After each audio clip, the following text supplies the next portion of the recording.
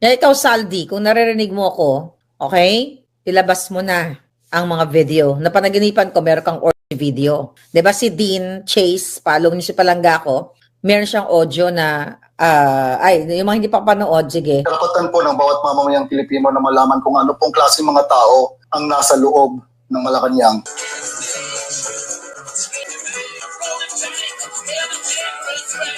I can't take it. It's too big.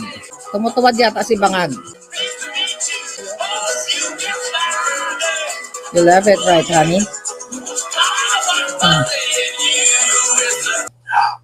Ito na nga po. This audio was sent to me during kasagsagan ng pagsabog ng issue ni Paulo Tontoco. Kasi po, nag-reach out po itong person na to sa akin at sabi niya po, siya po mismo ay message para po sumali sa SEX party. Sa Tsuktsakan. Verify ko po, as a matter of fact, I had met this person in person as well. And napag-usapan po namin kung anong nangyari. Ayun na nga po, you might have seen my video about this previously on my page. If you have questions about that, just go back to my video. Ayun na nga po, na-send po niya sa akin ito and verified this person is actually an SEX party goer. As a matter of fact, taga San Francisco po siya and always po siyang sumasali sa Folsom Street Fair. Now, what is Folsom Street Fair? Hindi ko po ito pwede sabihin dito sa video kasi po masyadong adult, but you can Google it. That's FOLSOM Street Parade. Fair. Yan po. Parang parada ng mga LGBTQ. Po siyang sumasali dyan. He's always present in the SEX party scene.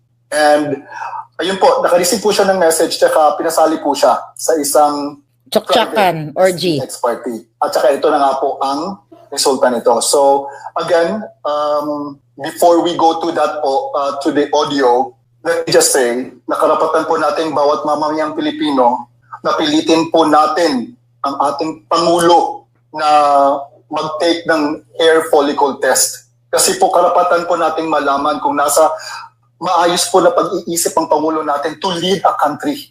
Bangag. Kasi hindi po isang, dalawa o tatlong buhay lang ang minamanage niya. Ang dami pong buhay. Milyon. Ang bansa, buhay ng mga mamamayang Pilipino po ang nasa linya nito. Dapat po tayo magalit, dapat po natin pilitin kasi ito po ang only way na malaman natin kung nasa tamang pag-iisip po ang Pangulo natin. Again, this video is up for interpretation and it's totally up to you. Diba? I think it's too big. You like it, you love it, right, honey? So yung nagsasalta na I think it's too big, boses ni Bangag. Siyempre sasabihin na naman nila yung AI. Kung yung video ko nga na may mukha na sumisingot, sasabihin nila AI. Authenticated na, how much more ito audio pa lang. So boses ni Bangag yun. So ang interpretation ko doon, Dean Chase, my love, happy Thanksgiving Palangga. Tinitira siya sa... pag Bangag Tapos si Lisa Tanas, audience. Isa sa mga audience. Diba? Kasi ganun, diba? Orgihan, SEX party nga. Sino ba naka-attend sa inyo nun? Kadiri, diba? Hindi, may sound. Mahina lang. Hindi ko alam kung audio I mean yung music. Kaya mo is-message ko, tulog na yun si Dean. Alauna na maaga pasok nun. Tulog na yun. Bukas sisikahin ko. Gapalubi-lubi siguro. But anyway, imaginein mo, kung makita natin yung actual, definitely hindi natin makikita actual yun sa Facebook, private siguro. Dean, baka naman. Diba, imaginein mo, addictus na, magnanakaw pa, ngawi pa, tapos kung ito ay makita natin, sabi nga ni Dean, nasa ating mga kamay o mga mata ang interpretation. Diba? Kung ito ay tumutuwad si Bangag, well, actually, pinasabog ko na to sa inyo Diba? Na nag-orgihan sila, kaya nga si Bangag, diba? Kung sino-sino ang tinitira niya, kung sino-sino tinitira ni Bangag, kapag siya ay Bangag, Bangag nga So, ito ang inyong, for sure may video yan. Who knows? Diba? Later on, may ilalabas na video. Diba? Katulad ni Zaldico. Later on, akalain ba natin na si Zaldico ay bigla na lang mag-spluk na ang dati niyang kasamahan sa, mga nag-conspire sila para sa delivery ng pera ng bayan. Ngayon, bigla na lang nagsalta dahil nga nagkaunsehan sila at gusto nilang idiin lamang si Zaldico. Diba? Yes, sabi ni Rosan del Rosario, deserve nila yung humiliation na yan sa ginawa ng pambababoy sa Pilipino. Rosana Palangga, sabi ko nga, kulang pa ang buhay nilang kabayaran. sa pambababoy sa ating lahat. Kulang pa ang buhay nila kahit dikdikin mo, kahit gawin mo pang bopis lahat ng mga yawa na yan. Kulang pang kabayaran. Dapat ipasuka sa kanila lahat ng pera. Kung si Alcantara, Henry Alcantara ay nagsoli ng 110 million, binibida-bida ni Bangag, itong mga hayop na to, kailan sila magsusoli ng pera?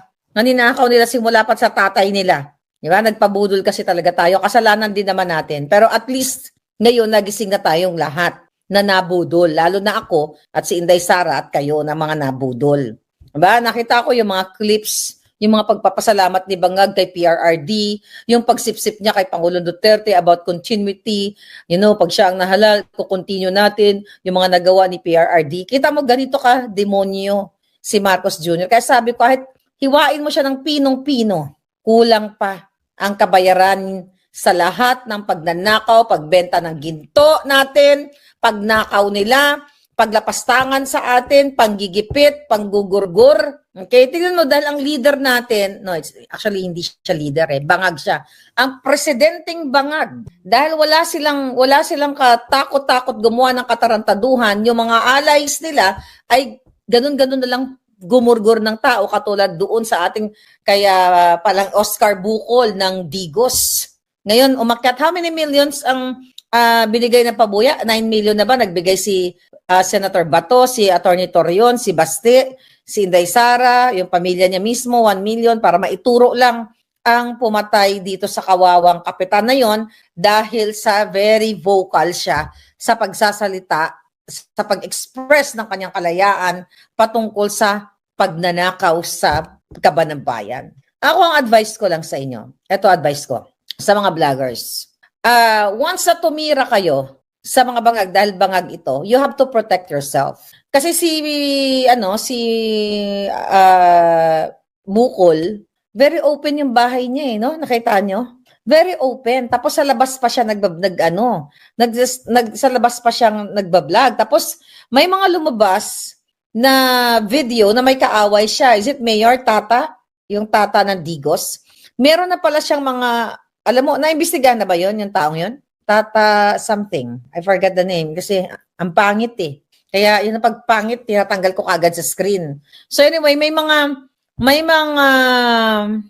tawag dito, may mga death threat na siya prior. Di ba? So dapat nag-iingat na once na kayo ay mag-all-out war kayo sa mga bangag, you have to protect yourself.